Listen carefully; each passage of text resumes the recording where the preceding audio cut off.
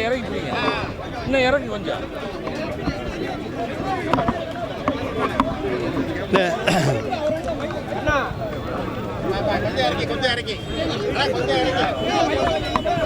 பின்னாடி தலைவரே இன்னும் கொஞ்சம் இறங்கி பிடிச்சிங்கன்னா மூன்று முக்கிய நியாயமான பிரச்சனைகளை முன்னிறுத்தி மாவட்ட கழகத்துடைய செயலாளர் திரு ஜே சீனிவாசன் அவருடைய ஏற்பாட்டின் பேரில் கழகத்துடைய பொதுச் செயலாளர் அண்ணன் எடப்பாடியார் அவருடைய ஆணைக்கிணங்க ஒரு எழுச்சியான கண்டன ஆர்ப்பாட்டம் இன்றைக்கு திருச்சியில் நடைபெற்றிருக்கிறது. ஊடகத்துறை நண்பர்களான உங்கள் எல்லாருக்குமே தெரியும், மிக பிரம்மாண்டமாக ஒரு மிகப்பெரிய விளம்பர ஃபோட்டோ ஷூட் போல நடத்தப்பட்ட திறக்கப்பட்ட பேருந்து நிலையம் இதுவரை மக்கள் செயல்பாட்டுக்கு வரவில்லை, இதுவரை மக்கள் பயன்பாட்டிற்கு வரவில்லை. அங்கே பேருந்துகள் வந்து செல்வதாக தெரியவில்லை, பயணிகளுக்கு எந்த விதமான ஏற்பாடுகளும் இதுவரை முழுமையாக செல்ல. It is not functional. Honorable CM has opened, but it is not functional. எப்படி கிளாம்பாக்கம் பேருந்து நிலையத்தை அவசரமாக அவசர கதியிலே இந்த அரசு திறந்து பொதுமக்கள் மிகப்பெரிய பாதிப்புக்கு உள்ளானார்களோ, அதுபோல இந்த திருச்சி பஞ்சப்பூர் பேருந்து நிலையம் மக்கள் பயன்பாட்டிற்கு வராததை கண்டித்தும், அதே போல் இங்கே இருக்கக்கூடிய மேரிஸ் மேம்பாலம் விரைந்து பணிகள் முடிக்கப்படாததால் ஏற்பட்ட போக்குவரத்து நெரிசலை கண்டித்தும், திருச்சியில் பல இடங்களில் பாதாள சாக்கடைகளை நோண்டி பொதுமக்கள் அவதியுறுவதை கண்டித்தும் அதிமுக சார்பில், மாவட்ட அதிமுக சார்பில் இந்த ஆர்ப்பாட்டம் நடைபெற்றிருக்கிறது. இதில் பல்வேறு கேள்விகளை எழுப்பியிருக்கோம். இனியாவது இந்த அரசு மாவட்ட அமைச்சர்கள் விழித்து மக்கள் நலனில் அக்கறை செலுத்த வேண்டும் என்று அனைத்து இந்திய அண்ணா திராவிட முன்னேற்ற கழகத்துடைய சார்பில், பொதுச்செயலாளர் எடப்பாடி சார்பில் இந்த திருச்சி மாநகராட்சி மாவட்ட நிர்வாகத்தை திராவிட முன்னேற்ற கழகத்துடைய அரசை வலியுறுத்துகிறோம். பேருந்து நிலையம் செயல்படாததற்கு காரணம் 2 அமைச்சர்கள் இருக்கிற மோதல் தான். அது நீங்கள் தான் செக் பண்ணணும், நீங்கள் தான் கேட்கணும் அவங்கள்ட்ட தான். இல்லை அப்படின்னு மக்கள் பேசிக்கிறாங்க. இல்லை அதான் சார், இப்போ நான் எல்லா கருத்தையும் சொன்னேன். நீங்கள் வந்து சொத்து வரி மட்டும் எல்லா வரிகளுமே உயர்ந்திருக்கிறது. சொத்து வரி உயர்ந்திருக்கிறது, குடிதண்ணீர் உயர்ந்திருக்கிறது, மின்கட்டம் உயர்ந்திருக்கிறது, குப்பை வரி உயர்ந்திருக்கிறது, பாதாள சாக்கடைக்கான டெபாசிட் 6,000 ரூபாயிலிருந்து 20,000 ரூபாய் உயர்ந்திருக்கிறது. மாநகர மக்கள் கடும் அவதிக்குள்ளாராங்க.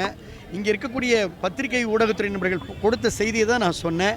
2 நாளைக்கு ஒரு டெத்து நடந்திருக்கு. கடந்த 2.5 வருஷத்தில் 1859 பேர் ஆக்சிடெண்ட்டில் இறந்துருக்கிறாங்க. 1859 பேர் 2.5 வருஷத்தில் இறந்துருக்கிறாங்க. மே மாதம் வரைக்குமே மாதத்துக்கு 15 டெத்து நடக்குது. இதை அரசு ஏன் கண்டுகொள்ளவில்லை? மாவட்ட நிர்வாகம், மாவட்ட அமைச்சர்கள், அரசு இதில் தலையிட்டு இது என்ன வழி, what is the way out? இப்போ இவ்வளோ பேர் ஆக்சிடெண்ட்டில் டெத் ஆகுறாங்கன்னா இதுக்கு என்ன வே அவுட், நம்ம என்ன செய்யணுன்றதை ஏன் இங்கே இருக்கக்கூடிய மாநகராட்சி ஆணையரோ, மாவட்ட ஆட்சித்தலைவரோ, இல்லை காவல்துறை கண்காணிப்பாளரோ அதில் ஏன் கவனம் செலுத்தவில்லை என்பதான் அதிமுகவுடைய கேள்வி. உங்கள் எல்லாருக்குமே தெரியுமே, 10 ஆண்டு கால ஆட்சியில் அதிமுக ஆட்சியில் தான் திருச்சி மாநகரில் இவ்வளோ பெரிய வளர்ச்சி இருந்ததுன்னு நான் உங்களுக்கு பட்டியல் போட்டு சொல்லிட்டேன். லா ஸ்கூல்லேருந்து, காலேஜஸ்லேருந்து, நம்ம டிஎன்பியிலேருந்து, நம்முடைய அரிஸ்டோ மேம்பாலம், கொள்ளிட மேம்பாலம், அது மட்டும் இல்லாமல் மணப்பாறை திட்டங்கள், நம்ம சிப்காட் திட்டங்கள்லேருந்து, வண்ணத்துப்பூச்சி பூங்காலேருந்து எல்லா விஷயங்களையும் நான் பட்டியல் போட்டு சொல்லிட்டேன். இதே திருச்சி நம்முடைய அப்போ வந்து இவ்வளோ ஆக்சிடென்ட் எத்தனை எந்த பத்திரிக்கையும் எழுதலையே. இப்போ என்னுடைய கேள்வி சார், நீங்கள் ஒரு சிட்டியில் டிராஃபிக்கை நீங்கள் ரெகுலேட் பண்ணாத ஒரே காரணத்தினால 1850 பேர் இறந்திருப்பதை ஏன் நீங்கள் அதை பெரிதாக நீங்கள் அதை ஏன் நீங்கள் சொல்லலை? அதான் என்னுடைய கேள்வி. இது கரெக்டாக தானே? இது நம்ம மனித பிளான்னால் நம்ம வந்து கண்ட்ரோல் செய்யக்கூடிய விஷயம் தானே. திருச்சி வந்து சென்டர் ஆஃப் த சிட்டி, தமிழ்நாட்டில் இன்றைக்கு மாநிலத்தினுடைய மையப்பகுதி. இந்த மாநிலத்துடைய மையப்பகுதியிலேயே டிராஃபிக் ஜாம்னாலையும் ரோடு சரியில்லாதனாலையும் 1859 பேர் இறந்துருக்கிறாங்கன்னு நான் குற்றம் சாட்டுறேன். எவிடன்ஸோட குற்றம் சாட்டுறேன். இதுக்கு மற்றவங்களே பதில் சொல்லுங்கள். இதுக்கு என்ன தீர்வுன்னு கேட்குறேன். இப்போ நீங்களே சொல்லுங்கள், பஸ் ஸ்டாண்டு செயல்படுதா சொல்லுங்கள். இப்போ திறந்து வைக்கப்பட்ட பேருந்து நிலையம் செயல்படுதா உங்கள்கிட்ட கேட்குறேன், சொல்லுங்கள். இல்லை அவ்வளோதானே. அவங்க எந்த சிலையை வச்சிருக்காங்களோ பேரறிஞர் அண்ணா சொன்னதை சொன்னேன். பேரறிஞர் அண்ணா என்ன சொல்லியிருக்காருன்னா, ஆட்சி மாற்றம் என்பது எப்போது நடக்கும் அப்படின்னா, ஒரு ஆட்சியினுடைய அவலம் தெருவிலும் தேநீர் கடையிலும் பேசப்பட்டு வாக்குச்சாவடியில் போய் முடியும்னு சொன்னேன். அண்ணா சொன்னதான் சொன்னேன். இல்ல அமாவாசையில் ஆட்சி மாற்றம் ஏற்படும் சொல்லி இப்ப பிஜேபியினுடைய அந்த வழிகாட்டுதல் பேர்ல டிபிஎஸ் ஓபிஎஸ் சசிகலா டிடிவி எல்லாம் ஒன்னா இணையறதுக்கான வாய்ப்பு இருக்கா? அதிமுக தலைமையில் அண்ணன் எடப்பாடியாருடைய தலைமையில் எடப்பாடியார் அவர்கள் முதலமைச்சராக வருவார்கள் அப்படின்றத எல்லாரும் சொல்லிட்டாங்க. முதலமைச்சராக அண்ணன் எடப்பாடியார் வருவார்னு சொல்லிட்டாங்க. வேற என்ன கேள்வி? பலவீனமான கூட்டணி, அவங்களுக்கு பலமான கூட்டணி அப்படி யாரும் சொல்லலை. அதிமுக தான்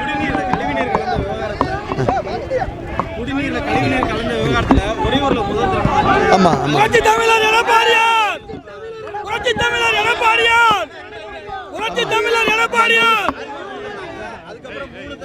இல்லை அதே மாதிரி இல்லை, உறையூர்லையும் அதே சம்பவம் நடந்தது. சென்னையிலையும் இந்த சம்பவம் நடந்தது. இது தமிழ்நாடு இது வந்து குடிநீர் வடிகால் வாரியத்துறை அல்லது மாநகராட்சி துறை இதை கண்காணிக்கணும். பொதுவாக வந்து ட்ரிங்கிங் பேசுவோம், அது ட்ரிங்கிங் வாட்டரை கண்காணிக்கணும். இந்த அரசு கண்காணிக்கணும்.